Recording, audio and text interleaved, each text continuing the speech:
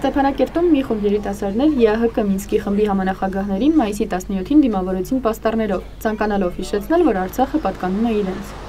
Հավաքվել ենք այստեղ համանախագահները պիտի գնան Ադրբեջան, ուզում ենք ցույց կազմակերպենք, ապացուցենք, որ Արցախը միշտ ազատ ու անկախ է լինելու, ոչ մի պետություն չի կարող իր իշխանություն թելադրի մեզ վրա։ Ցույցի պատճառը ԵԱՀԿ Մինսկի խմբի համանախագահների համատեղ հայտարարությունն էր, ըստ որի Ղարաբաղյան խնդրի կարգավորումը պետք է ներառի համանախագահ երկրների նախագահների 2009-2013 թվականներին արած հայտարարություններում նշված տարրերը, որոնք ներառում են Լեռնային Ղարաբաղի հարակից տարածքների վերադարձ, Լեռնային Ղարաբաղի միջանկյալ կարգավիճակ, երաշխավորելով անվտանգությունն ու ինքնակառավարումը, Հայաստանը Լեռնային Ղարաբաղին կապող միջանցք, Լեռնային Ղարաբաղի վերջնական կարգավիճակ, որը կորոշվի ապագայում իրավական ուժ ունեցող ազատ կամ արտահայտման շնորհիվ, բոլոր տեղահանվածների եւ փախստականների վերադարձ եւ միջազգային անվտանգության երաշխիքներ, այդ թվում խաղաղապահ գործողություն։ Երիտասարդության ասելիքը հետևյալն է, այն սկզբունքները, որոնք հայտարարվել են ամերիկյան համանախագահի կողմից եւ հաստատվել են նաեւ մնացած համանախագահների կողմից, անընդունելի են հայ մարդու,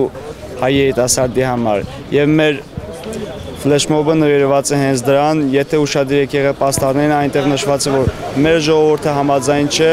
այդ սկզբունքների հետ։ Խաղաղությունը այլընտրանք չունի եւ պատերազմը, որը նախկինում արդեն սանձազերծվել էր մեր հարևան Ադրբեջանի Հանրապետության կողմից, խնդրի լուծման տարբերակ չէ։ Խնդրի պետք է լուծվի բացառապես խաղաղ բանակցային ճանապարհով եւ պետք է Լեռնային Ղարաբաղի Հանրապետությունը դառնա բանակցային կողմ եւ նոր արդեն միայն պարզ կլինի, թե ինչ ուղիներ են ավելի իրական խնդրի լուծման համար։ Գայանե Սելիմյան, Գևորգ Քարոյան, Civilnet։